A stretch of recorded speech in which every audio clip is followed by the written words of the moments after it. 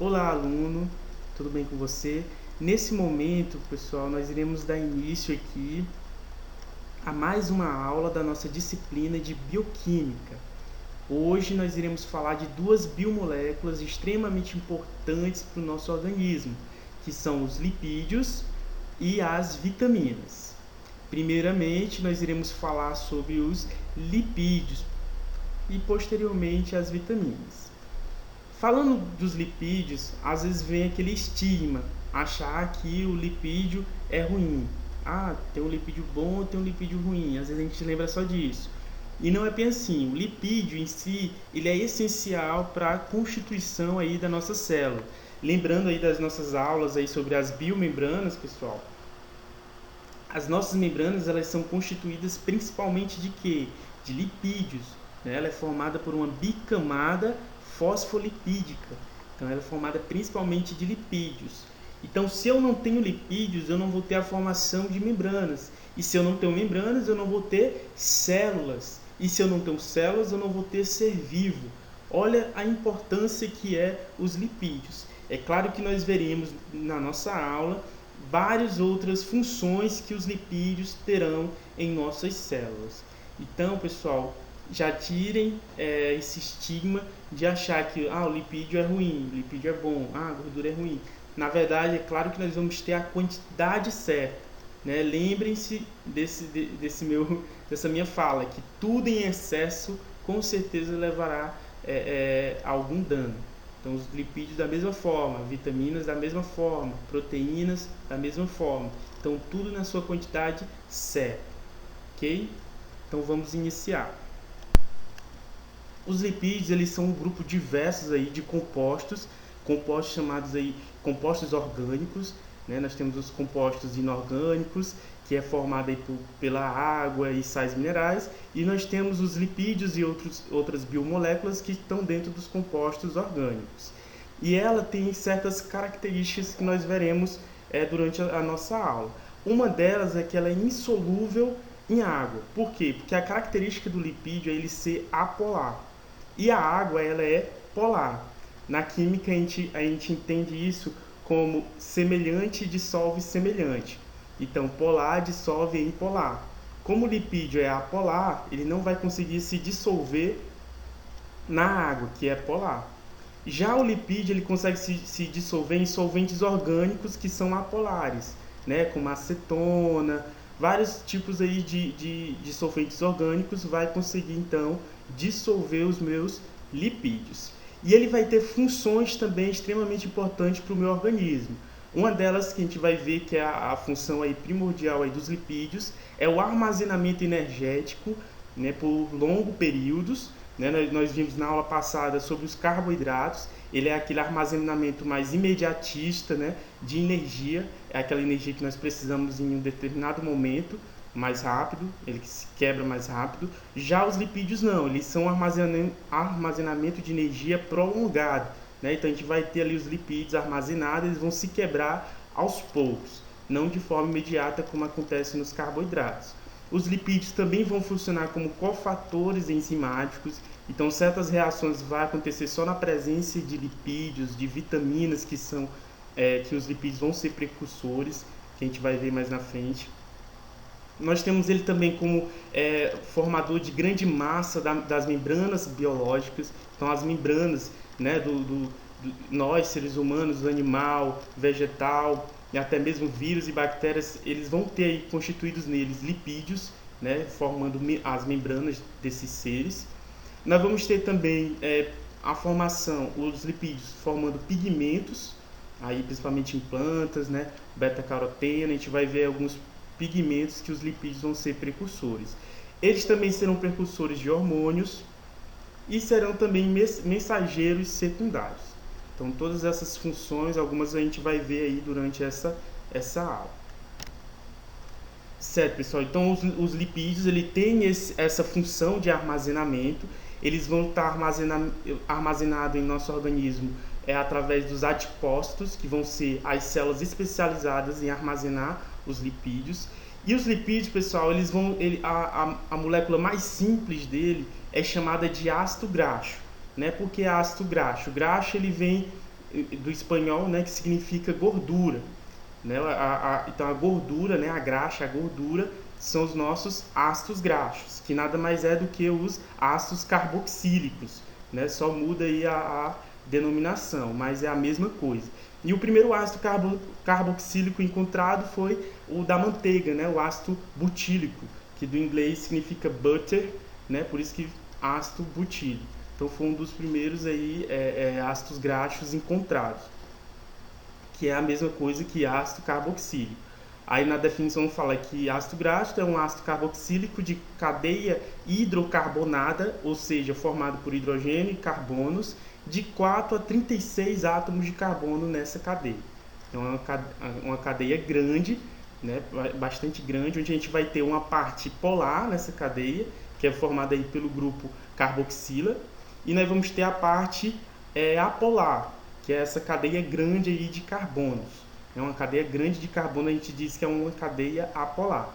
Então a gente diz que o ácido graxo nada mais é do que uma molécula anfipática, ou seja, ele vai ter uma cabeça polar e uma parte toda apolar, ok? Lembrando que aí, ó, nessa parte polar, então ela vai conseguir se ligar a quem?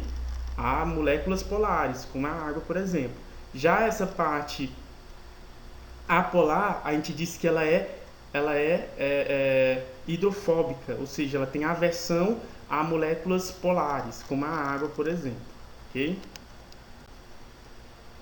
E para entender como é que funciona isso, a gente tem que entender onde que vai acontecer o catabolismo dos ácidos graxos. Então, os ácidos graxos são os nossos ácidos carboxílicos, são as nossas menores moléculas ali que formam os lipídios. A produção energética ela vai girar em torno dessa catabólise, né, desse catabolismo, que vai acontecer através da glicólise e lipólise, certo? E temos órgãos que vai acontecer aí bastante, que tem a concentração bastante de gordura e, consequentemente, vai acontecer em maior quantidade essa catabolização, que será o coração e o fígado. Então, o coração e o fígado eles obtêm cerca de 80% de sua energia por meio da oxidação dos ácidos graxos. Então, durante os estudos, galera, dos lipídios, é importante nós estudarmos também acerca das vantagens que está aliada aos ácidos graxos, ok? Como nós sabemos, né, uma das funções dos ácidos graxos é fornecer energia para o organismo, mas os carboidratos também fazem isso. Mas olha só, o rendimento energético após a oxidação é 2 vezes maior que a energia obtida pelo mesmo peso de carboidratos. Né, se for para nós compararmos assim em quantidades realmente mais reais, é como se eu precisasse de 10 gramas de carboidratos para me produzir uma energia produzida por 1 grama de lipídio.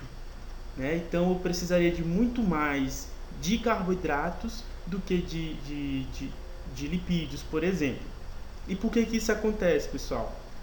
Lembre-se do tamanho que é uma cadeia de ácido graxo. Então, a cadeia de ácido graxo ela pode chegar, né, de 4 a 20 ali, carbonos, e cada cadeia daquela ali vamos ter várias quantidades de hidrogênio. Então, quanto mais hidrogênio eu tenho na minha cadeia, formando ali minha cadeia, eu vou ter mais energia disponível para ser liberada. E lembrando também, pessoal, que essa energia ela não é liberada de uma vez, não, é aos poucos, justamente porque não é uma ligação fácil de se quebrar. Já nos carboidratos, é mais fácil ali a quebra, né, daqueles carboidratos e consequentemente a liberação daquela energia. Já os lipídios não, são mais difíceis. Então, o mesmo lipídio que você tinha ali, por exemplo, na infância, pode ser que você ainda esteja com ele aí armazenado no seu organismo, para vocês verem o tamanho que é a dificuldade aí da quebra de um lipídio. Então, vocês que desejam emagrecer, né, muitas vezes a gente consegue perder tudo, menos aquele lipídiozinho armazenado ali na região abdominal. Os ácidos graxos também vão ter a característica de inércia química dentro da célula, ou seja, pessoal, muitas vezes o lipídio lá ele não vai participar de reação nenhuma, né? Ele vai estar lá, não vai participar de reação. Não reagem facilmente com outros componentes celulares, extremamente insolúvel com água, lembrando daquela, né, propriedade dos ácidos graxos, né, a sua insolubilidade, né, na água, né, ele é hidrofóbico. Por quê, pessoal?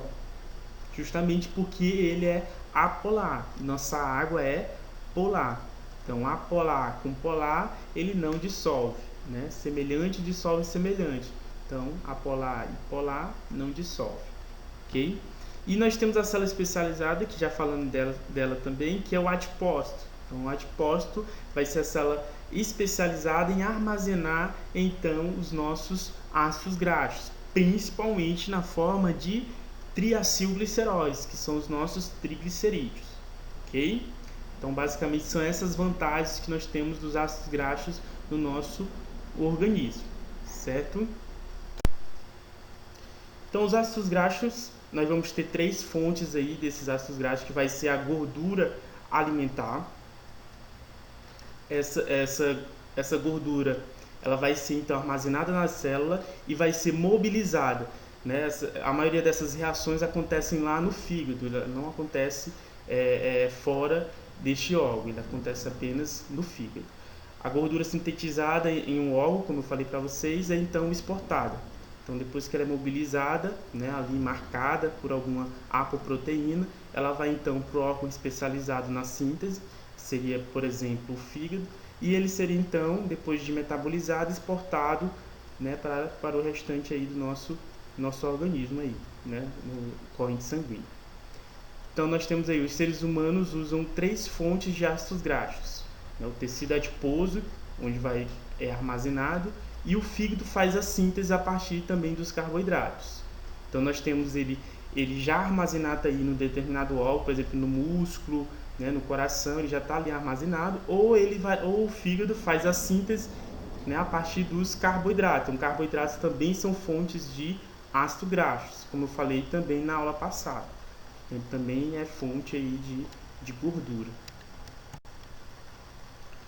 As apolipoproteínas, pessoal, são proteínas séricas que vão se ligar a esses lipídios. Qual é a função principal da apolipoproteínas? Elas são conhecidas também, pessoal, como uma espécie de marcadoras. Então, elas vão se ligar a esses lipídios. Esses lipídios, então, que são muito grandes, né, são formados aí por algumas cadeias de triacilgliceróis, vão se ligar aí entre eles. E eles vão ser marcados por essas proteínas aí que estão ativas aí, apolipoproteínas. Quando ela marca esses triglicerídeos, eles vão ser conduzidos para o meu fígado. E lá no fígado vai acontecer então a quebra desses triglicerídeos que estão ali aglomerados, certo? Então são espécies de marcadores. Elas são agregados esféricos que lembra a micelas. Então a gente vai ver mais à frente o exemplo delas. Olha aí, pessoal, quem são as nossas apolipoproteínas aí?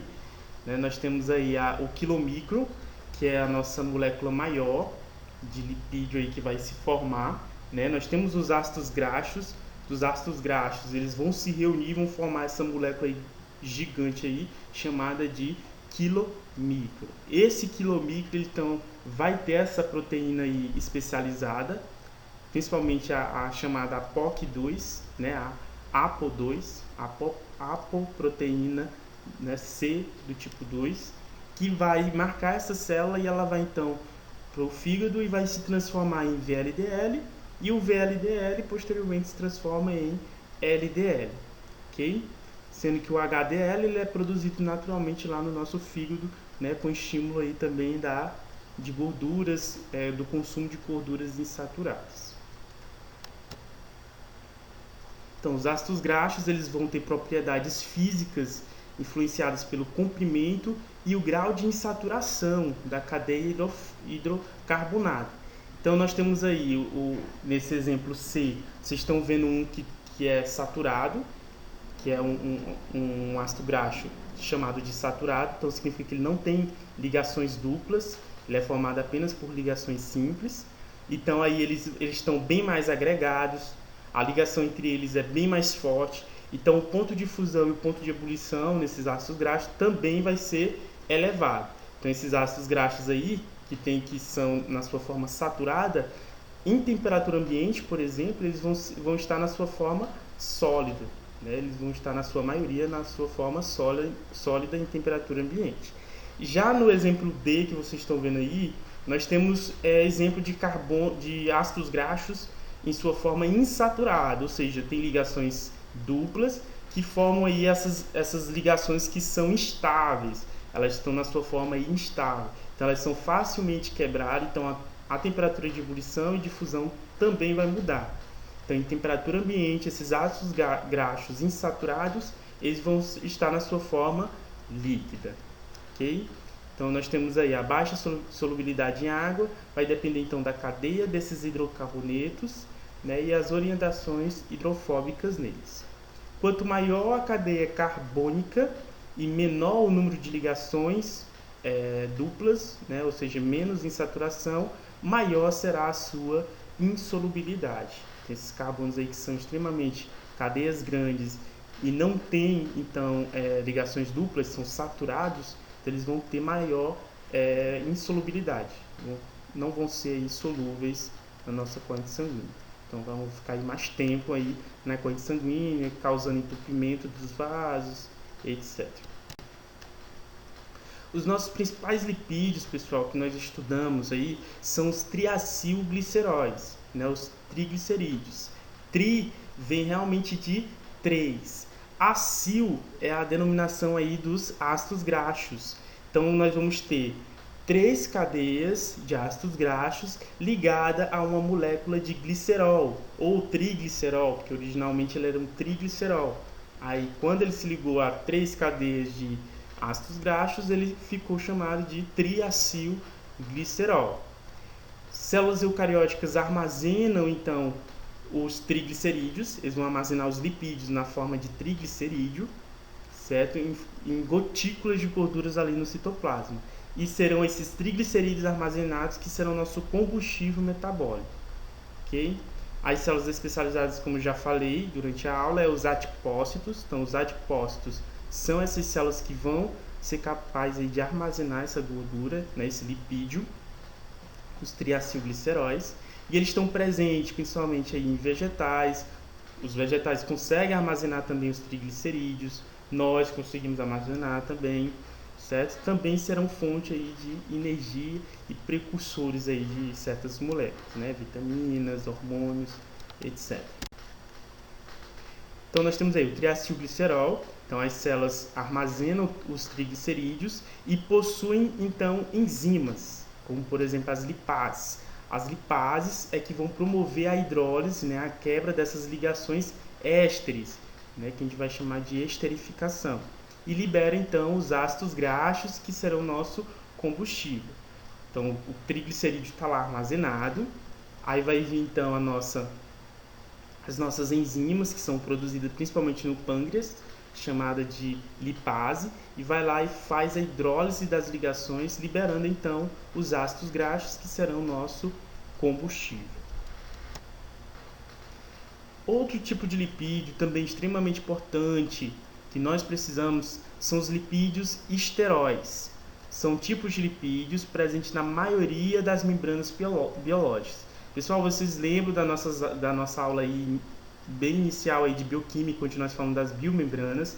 Eu falei para vocês do modelo fluido, né? O modelo do mosaico fluido. Por que fluido, pessoal? A membrana vai ter essa característica de fluidez graças ao colesterol presente na membrana plasmática, os esteróis. Então, os esteróis vão dar essa mobilidade às nossas membranas. Então, eles são também de extrema importância para a formação aí da membrana plasmática, ok? Então, o outro tipo de esteróis são os mais conhecidos entre nós, que são os colesteróis. Então, o colesterol é bastante conhecido aí por todos nós, né? O LDL, VLDL, a gente já falou um pouquinho deles, né? Eles vão ter a função também, o colesterol vai ter a função de precursores de hormônios esteroidais. Eles vão ser precursores de hormônios aí que nós temos, né? Progesterona, testosterona, Então eles vão ser precursores. Lembrando, pessoal, que a síntese aí de esteroides aí que a gente tem no mercado é baseado justamente nesses hormônios que nós conhecemos. Então a síntese desses hormônios acontece a partir dos hormônios naturais que nós produzimos, né? Progesterona, esterona, né? A testosterona, todos esses hormônios aí, eles fazem a síntese para produzir esses medicamentos. O colesterol também vai ter a função de sinalizador biológico, então vai ter essa função também. E nós vamos ter o controle também de expressão dos genes. Então, a importância que é o colesterol. Além disso, o colesterol vai ser precursor dos ácidos biliares, né? Que vai ter a função de emulsificar a gordura, né, no meu organismo. Então, eles emulsificam a gordura no trato gastrointestinal e facilita a ação das enzimas que eu já falei para vocês, chamada lipase, que vai fazer a hidrólise da gordura, né, dos ésteres presentes no triacilglicerol, liberando então ácidos graxos, que será a nossa fonte de energia. Então nós temos aí a glândula adrenal, onde a gente vai produzir esses esteroides. Então a glândula adrenal ela só vai conseguir produzir esses hormônios se ela obtiver a fonte aí que é justamente dos lipídios, ok? Aí nós vamos ter a formação de aldosterona, nós vamos ter o cortisol, os esteroides androgênicos, né, que são os hormônios sexuais, né, progesterona, testosterona, certo? Progesterona é o hormônio feminino, testosterona é o hormônio masculino. Os hormônios do córtex adrenal são sintetizados a partir do mesmo precursor, que é o colesterol. Então, são compostos esteroides que têm ação sobre o metabolismo de proteínas, glicídios, lipídios e minerais. Nós temos aí, ó, como é que funciona toda essa cadeia de síntese, né? A biossíntese do colesterol no nosso organismo, para chegar até os nossos hormônios aí, né? A aldosterona, o cortisol, certo? Todos esses hormônios têm o mesmo precursor, que são o colesterol, ok? Então nós chegamos ao fim do assunto aí de lipídios. Nós agora iniciaremos vitaminas. Só para fazer um adendo aí para vocês, nós temos o colesterol que vai ajudar aí na síntese da vitamina D.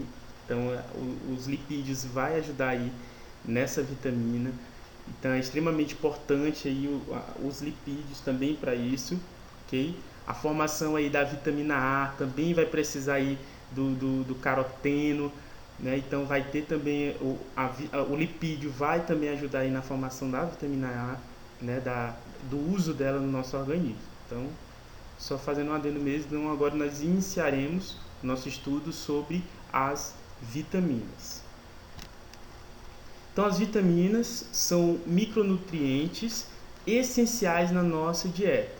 Sempre quando nós falamos, pessoal, o termo essencial, significa que nós não conseguimos produzi-los naturalmente. Então nós precisamos de uma dieta, né? Nós precisamos ela de forma exógena, né?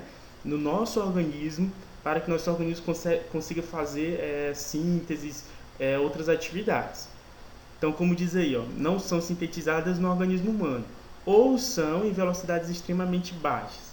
A gente precisa então deles, um complemento aí na nossa dieta, à base dessas vitaminas. A ingestão diária é a principal fonte das vitaminas mais importantes para o organismo. Então a gente vai conhecer cada uma delas, vai saber a importância e o que pode causar a deficiência. Lembrando, pessoal, que o excesso também pode ser prejudicial.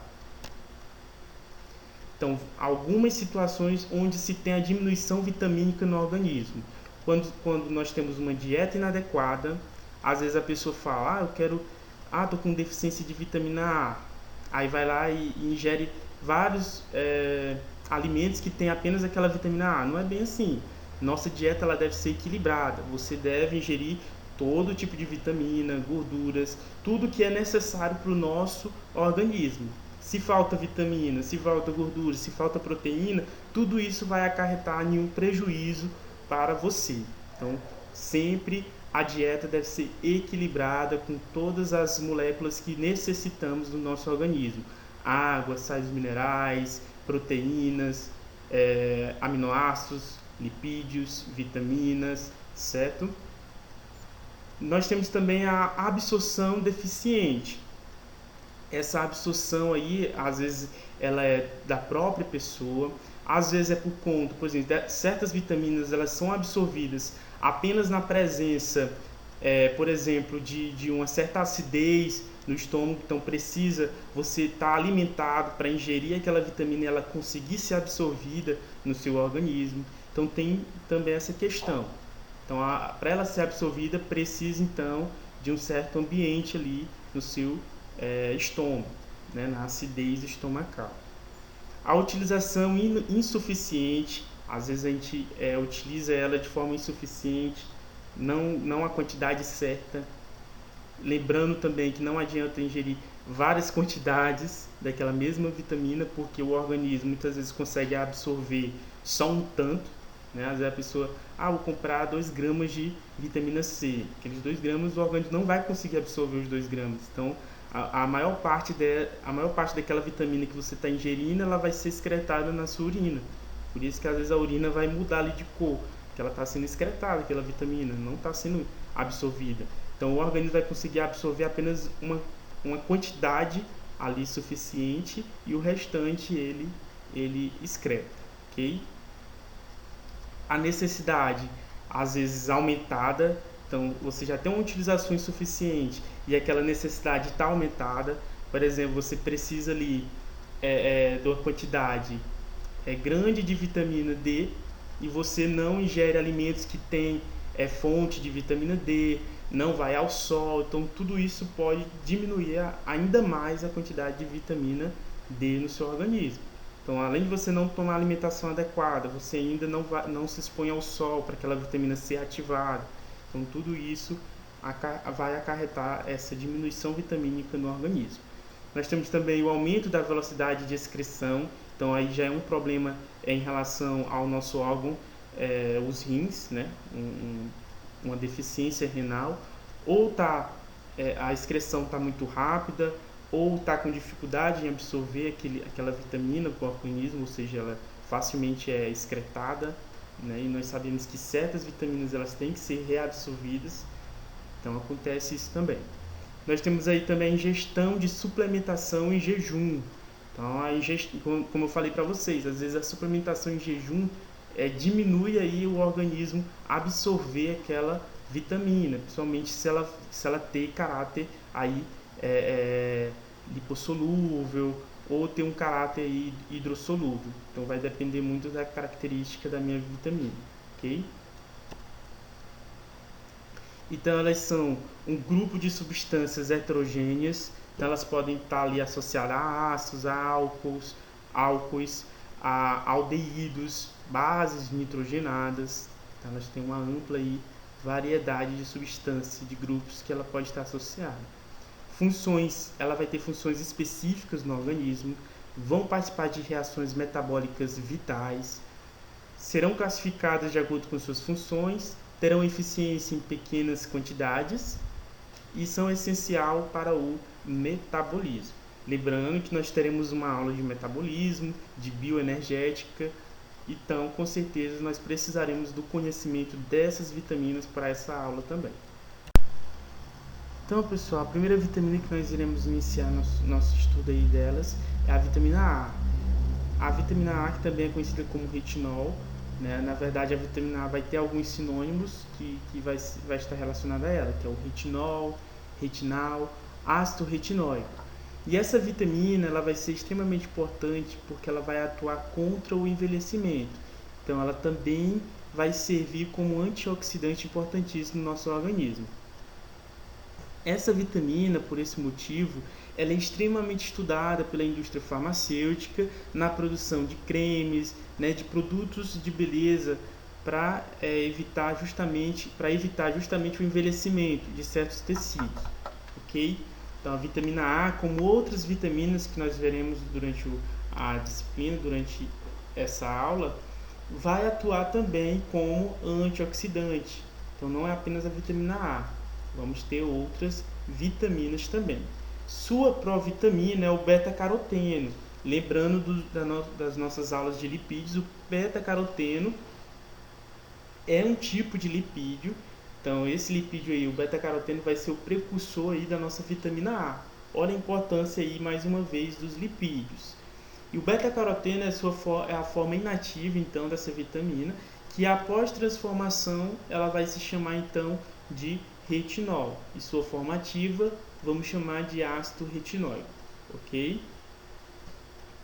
Então, nós temos aí essa vitamina que vai atuar principalmente como antioxidante, né? Então, vai ser extremamente importante para o rejuvenescimento, né, de tecido e tudo mais, ok?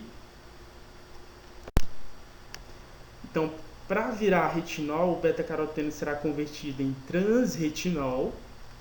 A ação do beta-caroteno vai ser através aí do beta-caroteno desidrogenase, que vai agir nesse beta-caroteno, que vai atuar ali no intestino delgado, ok?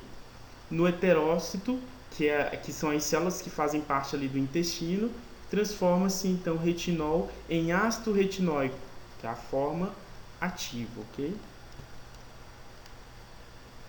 O precursor da vitamina A pode ser encontrado, olha aí pessoal, em gorduras animais, óleo de fígado de peixe. Então nós acabamos de ter uma aula aí de lipídios, né?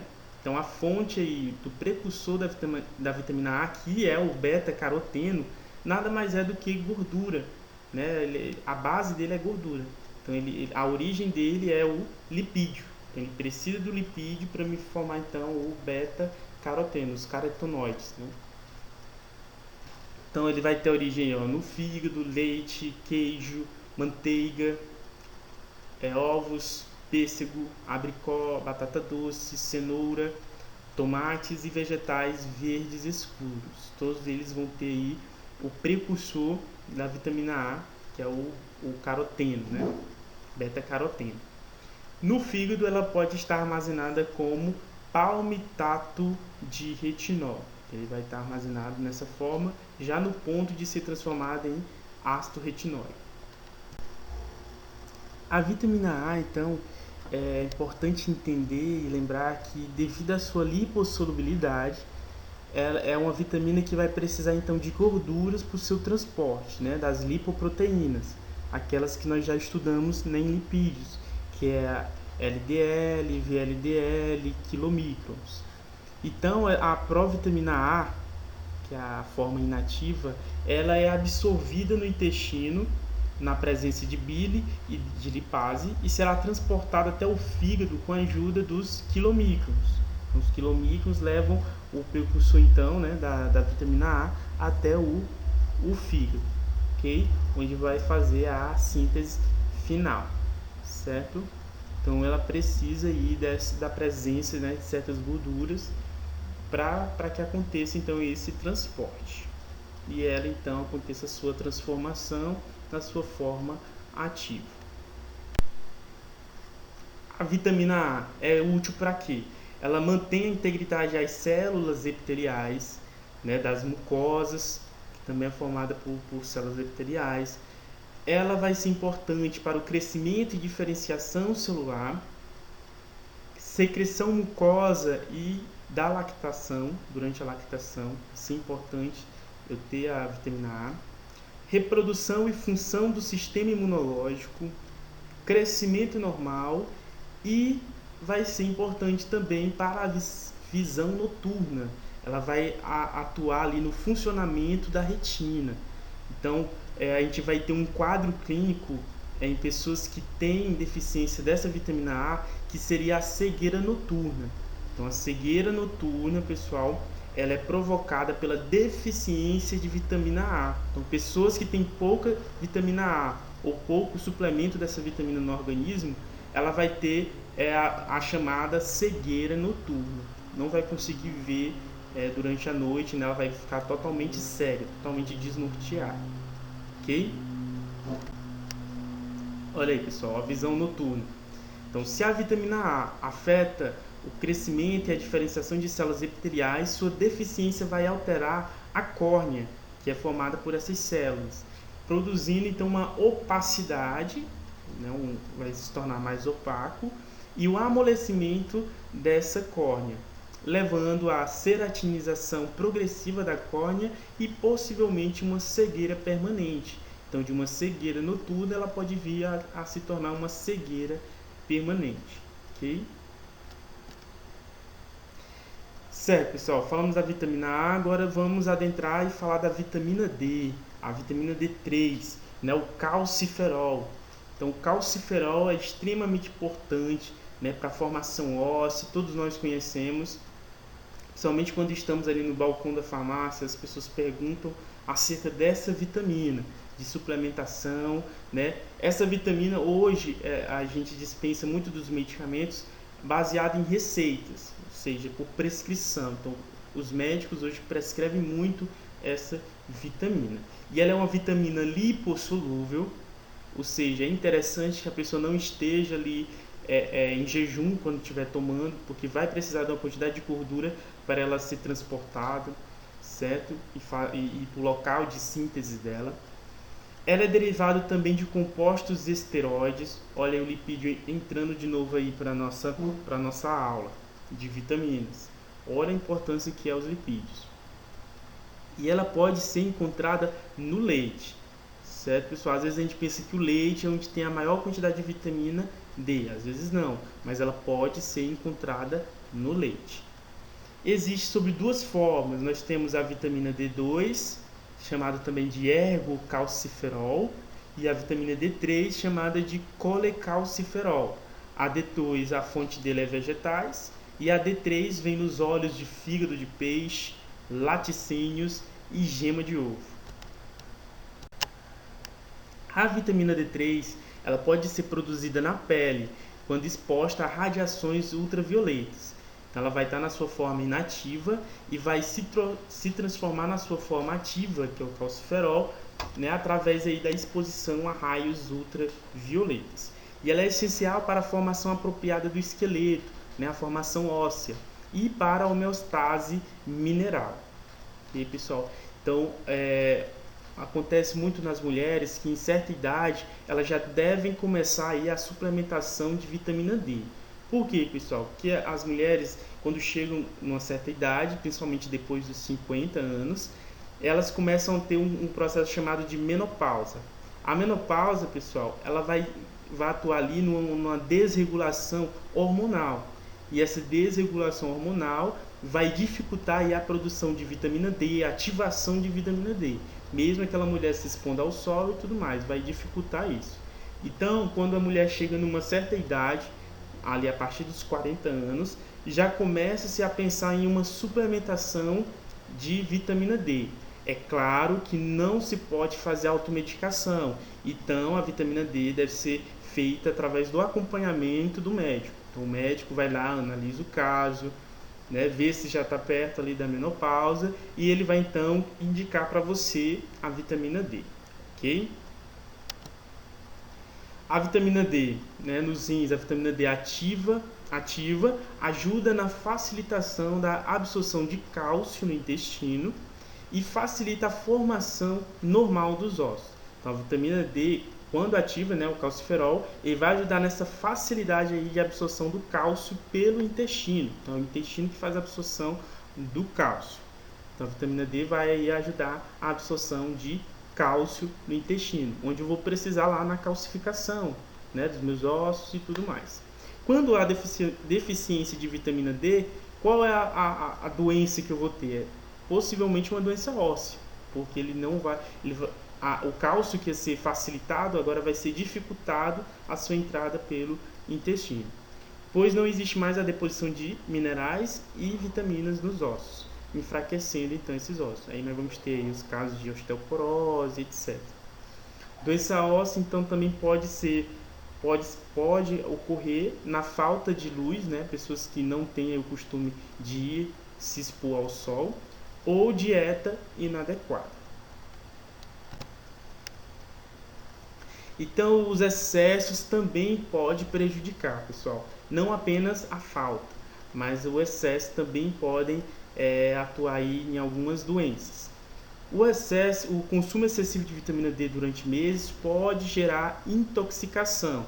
E a intoxicação por vitamina D vai ter alguns sinais, como por exemplo a inapetência, que é a falta de apetite, náuseas, vômitos, e podem ser acompanhados de sede excessiva, aumento aí, né, da micção, né, da produção de xixi aí durante o dia, vai ter um aumento da micção, fraqueza, nervosismo, a hipertensão arterial, então vai ter um aumento aí da PA, ok, pessoal? Então tudo isso aí na intoxicação por vitamina D, calciferol. Então tomar demais também não é recomendado. Por isso deve ter indicação médica, deve ter o acompanhamento. Nós temos aí também agora, pessoal, a vitamina E. Vamos falar agora dessa vitamina. A forma ativa dela é o alfa-tocoferol. É um antioxidante que protege as células do organismo contra a lesão causada por compostos químicos reativos, conhecidos como radicais livres. Essa aula aí a gente vê principalmente em patologia, que são as espécies reativas de oxigênio. Essas espécies reativas de oxigênio, pessoal, elas são extremamente prejudiciais para as nossas células, porque elas vão atuar ali degradando principalmente a nível de DNA. Então, quando se degrada uma célula a nível de DNA, que é o seu código ali, o que vai acontecer? Vai acontecer morte celular na certa. Então, aquelas espécies reativas no meu organismo vai causar isso. E a vitamina E, ela vai atuar justamente eliminando essas espécies reativas de oxigênio, esses radicais livres. Então ela vai funcionar como antioxidante. Se ela atua como antioxidante, a gente diz então que ela vai ajudar no rejuvenescimento ali das minhas células, do meu tecido, ok? Então ela é uma vitamina também extremamente importante para a indústria farmacêutica, para a produção de produtos aí, de beleza. Também tem vitamina E. Então nós já falamos da vitamina A, que atua como antioxidante, e nós temos agora a vitamina E. Então quando você vê ali, tem vitamina E nesse creme, então você já sabe a função que é. É a função de antioxidante, ajudando então no rejuvenescimento daquele tecido onde ele é aplicado. Lembrando que a vitamina E também se tem em formas de cápsulas. Tem como você suplementar na forma de cápsula, não apenas na forma farmacêutica de creme ou algo do tipo, ok? A vitamina E e o selênio, o selênio, que é um mineral essencial, componente de uma enzima antioxidante, eles vão atuar mesmo que juntos ali, vão ter ações semelhantes, ok? Função da vitamina E: propriedades de proteção contra a ação oxidante dos radicais livres sobre os ácidos graxos poliinsaturados das membranas celulares, e também previnem a oxidação da LDL, que é nossa lipoproteína aí presente no nosso organismo. Então, pessoal, a vitamina E, assim como outras vitaminas que já falamos nessa aula, vai atuar também como antioxidante no nosso organismo. Então, ela vai ali, as indústrias vão também precisar dessa vitamina E, né, vão fazer a síntese dessa vitamina para produzirem cremes, produtos aí contra o envelhecimento aí celular, ok? Então, essa vitamina E também vai atuar como antioxidante. Somente aquelas pessoas que tomam muito medicamentos e esses medicamentos se transformam em metabólitos, e esses metabólitos eles precisam ser retirados. Por quê, pessoal? Porque esses metabólitos podem ativar enzimas pró-apoptóticas, né, que vão atuar ali como agentes da apoptose. Eles também vão ativar ali espécies reativas de oxigênio que vão danificar minhas células, vai ocasionar morte celular. Então essa vitamina E vai funcionar como uma limpeza, vai retirar esses metabólitos para que não aconteça isso. E uma das características aí da vitamina E, como as demais vitaminas que já vimos até agora, é lipossolúvel. Então também vai precisar de uma certa quantidade de alimento no organismo para que ela seja então carreada. Ele é altamente encontrado em alimentos de origem vegetal, como soja, alface, espinafre e salsa. Também em cereais, como arroz e milho, nozes, manteiga, ovos, óleos vegetais, algodão, milho, amendoim, germe de trigo. Então, essa vitamina ela vai ter essa grande importância aí para nós, né? Lembrando que a forma ativa dela é chamada de alfa-tocoferol, ok? E o que pode causar, que gera a deficiência dessa vitamina no meu organismo? Então, nós podemos ter alterações na estabilidade das membranas eritrocitárias, né, as nossas hemácias, associadas à anemia hemolítica em gestantes e recém-nascidos. Então, a vitamina E, muitas das vezes, também é indicada para mulheres durante a gestação, para evitar a anemia hemolítica, né, durante a gestação, e também evitar aí a doença hemolítica em recém-nascidos também. A deficiência também gera alterações no metabolismo de fármacos, a biossíntese do M, que é o grupo protéstico ali da minha hemoglobina, né, a parte não proteica da hemoglobina, que é o grupo formado ali pelo ferro. Então, ele vai ajudar na biossíntese do M, do grupo M. Transporte mitocondrial de elétrons. Então, se é um transporte mitocondrial de elétrons, pessoal, onde é que ela vai atuar essa vitamina E? No nosso ciclo de Krebs, ou seja, na respiração, né, no fornecimento de energia ao meu organismo. Então, vai atuar ali na função neuromuscular, neurológica, por atuar aí na região aí da mitocôndria, ok? Nessa organela aí extremamente importante. Pode observar-se lesões do músculo esquelético, a falta dessa vitamina, em crianças e adultos. É uma rara complicação da esteatorreia severa, que são as fezes volumosas, e também da nutrição parenteral prolongada. Okay? Agora, pessoal, nós vamos falar de outra vitamina extremamente importante para o nosso organismo, que é a vitamina K. Essa vitamina é muito importante, a gente vai saber por quê. Ela engloba várias substâncias relacionadas entre si e necessárias para a coagulação normal do sangue. Então, a gente diz que a vitamina K atua como cofator ali na coagulação do sangue. Sem a vitamina K, a gente vai ter vários prejuízos. É necessária para a modificação pós-transdução de várias proteínas na cascata da coagulação. É fundamental também na síntese hepática dos fatores de coagulação plasmática, fatores 2, protrombina, fator 7, proconvertina, fator 9, nós temos o fator 10, vários fatores aí que vão atuar na coagulação. Proteína C e S, baixa atividade representa maior risco de trombose, né? Tromboembolia, tromboembólico, ok? Então, a vitamina C é extremamente importante. Então, a deficiência dela, eu vou ter casos de trombose, eu vou ter casos de hemorragia. Então, várias consequências eu vou ter caso tenha alguma deficiência no fornecimento dessa vitamina ou na má síntese dela, certo? O principal sinal de deficiência é um defeito no processo de coagulação sanguínea. Então, se meu tempo de coagulação está alterado, se a minha coagulação não está acontecendo, o que eu vou pensar? Vou suspeitar de uma deficiência da vitamina K. Então, hepatopatias com obstrução biliar ou outras causas que diminuem a absorção intestinal de lipídios podem reduzir a concentração de vitamina K no organismo. Doenças hemorrágicas do recém-nascido, tendências de sangramento, pode ocorrer passagem inadequada de gorduras pela placenta e assim não ter vitamina K. Então, nós vamos ter caso aí de doença hemorrágica do recém-nascido. A vitamina K ela não é medida rotineiramente no laboratório clínico, mas a vitamina K a gente faz um exame que a gente chama de TAP, que é o tempo de protrombina. Pessoal, esse TAP ele é extremamente importante, principalmente quando você adentra o hospital, né, casos de emergências, que precisa ser submetido as cirurgias, o primeiro exame ali que você faz no momento que você chega é o TAP, é o tempo de protrombina.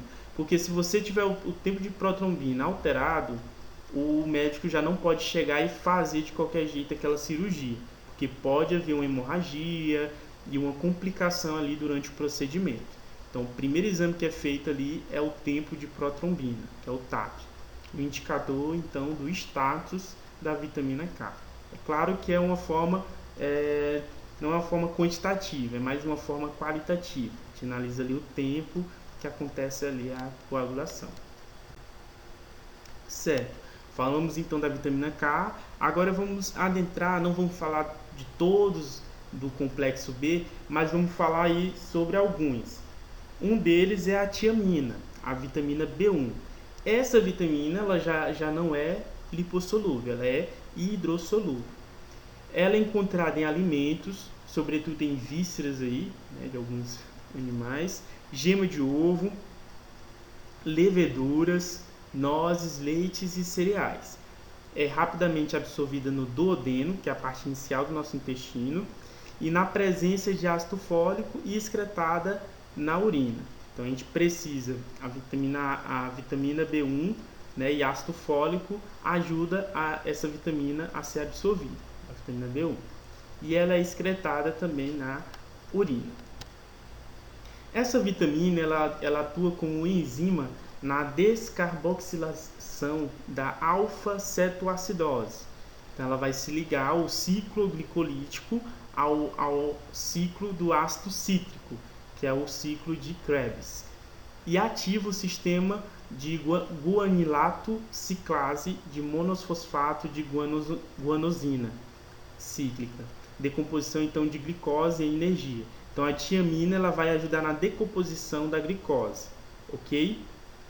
Lembrando, pessoal, que a tiamina ela é extremamente usada na intoxicação por álcool. Por que a tiamina é utilizada sempre associada à glicose? Porque as pessoas que estão com intoxicação, o principal sintoma é a hipoglicemia. A hipoglicemia. Então a hipoglicemia vai fazer com que aquela pessoa esteja num estágio ali de coma. Adentra um estágio de coma. Então a primeira coisa que a pessoa com intoxicação é submetida é uma quantidade de glicose e tiamina. Por que da tiamina, pessoal? Porque o nosso fígado ele não vai conseguir fazer a glicólise, porque ele está sobrecarregado por conta do álcool. Então a tiamina vai atuar então na decomposição dessa glicose e vai dar energia a esse organismo para ele então se recuperar dessa intoxicação, ok? Essa vitamina é importante para o funcionamento do sistema nervoso, dos músculos e do coração. Auxilia as células no metabolismo da glicose e sua deficiência causa lesão cerebral potencialmente irreversível. Então é uma vitamina extremamente importante, né, que nós precisamos então da suplementação dela. Ok, pessoal, nós falamos aí da vitamina B1, que é extremamente importante, né, no pronto atendimento de pessoas intoxicadas por álcool. Lembrem-se disso, é um uso importante aí dessa vitamina. E agora nós vamos falar aí do ácido fólico. Eu acho que eu não coloquei da vitamina B12, mas o ácido fólico e a vitamina B12, eles são extremamente importantes para as nossas hemácias, pessoal. Então o ácido fólico ele é primordial para o funcionamento dos eritrócitos e dos leucócitos. Eles vão atuar principalmente ali na formação a nível de DNA das hemácias. Eles vão atuar ali naquela formação. É formado por bactérias no intestino e armazenado no fígado, né, na forma de folato. Então o folato ele é absorvido no jejum e seu excesso é excretado nas fezes e urina. Atua no metabolismo dos aminoácidos e na síntese de DNA e afeta a multiplicação celular. O ácido fólico ele vai ajudar principalmente ali na formação do feto, né, ali no tubo neural do feto, no seu início de desenvolvimento. Então o sistema nervoso do feto, que é formado pelo tubo neural, se eu ter uma deficiência do ácido fólico, eu vou ter uma deficiência uma má formação do tubo neural e posso ter consequências ali irreversíveis para aquela criança, aquele feto, ok? Então é extremamente importante, por isso as mulheres grávidas, uma das vitaminas principais aí que o médico indica para ela tomar é vitamina C, ácido fólico e vitamina B12 em alguns casos. A vitamina B12 ela é mais indicada para evitar uma anemia muito conhecida, uma anemia aí chamada de anemia megaloblástica. Essa anemia megaloblástica se dá justamente por uma má síntese do meu DNA. Então, a vitamina B12 e ácido fólico eles vão atuar no tratamento aí dessa anemia. Então, a deficiência de ácido fólico e vitamina B12, eu vou ter a presença da anemia megaloblástica. Ok? Olha a função do ácido fólico. Ele é importante para a saúde do cérebro, prevenir problemas cardíacos, é extremamente importante para a formação aí do sistema nervoso do feto, né, o tubo neural, prevenir anemia, como eu falei para vocês, juntamente com a vitamina B12, né, previne a anemia megaloblástica, fortalecer o sistema imunológico, né, do adulto, da criança, e prevenir o câncer. O ácido fólico vai ajudar também a prevenção contra o câncer. Então olha aí, pessoal, a vitamina B12, ela é uma vitamina também hidrossolúvel, vai ser formada, né, através, né, da síntese pela atuação de bactérias e por um grande número de compostos contendo cobalto, que é uma substância inorgânica.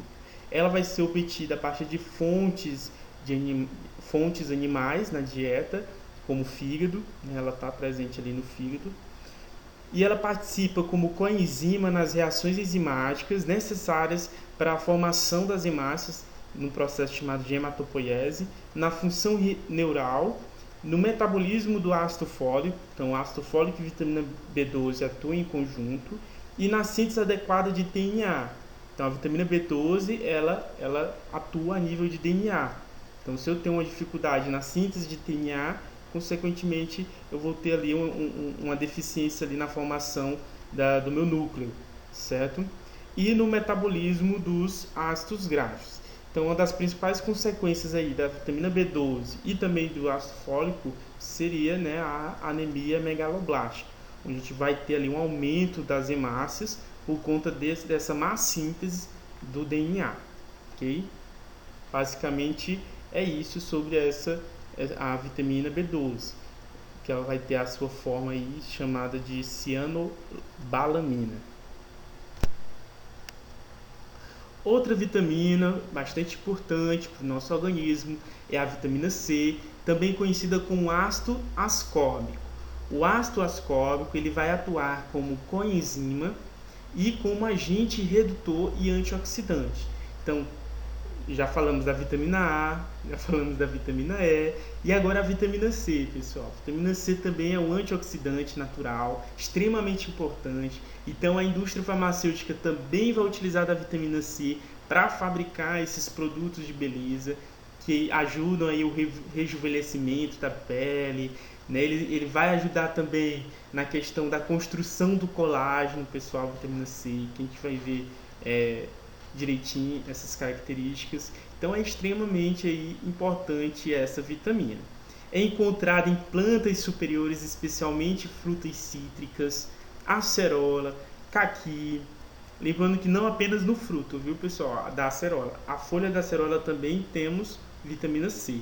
Caqui, goiaba, tomates, pimentões, ameixas, uvas, morango, melões e outras frutas.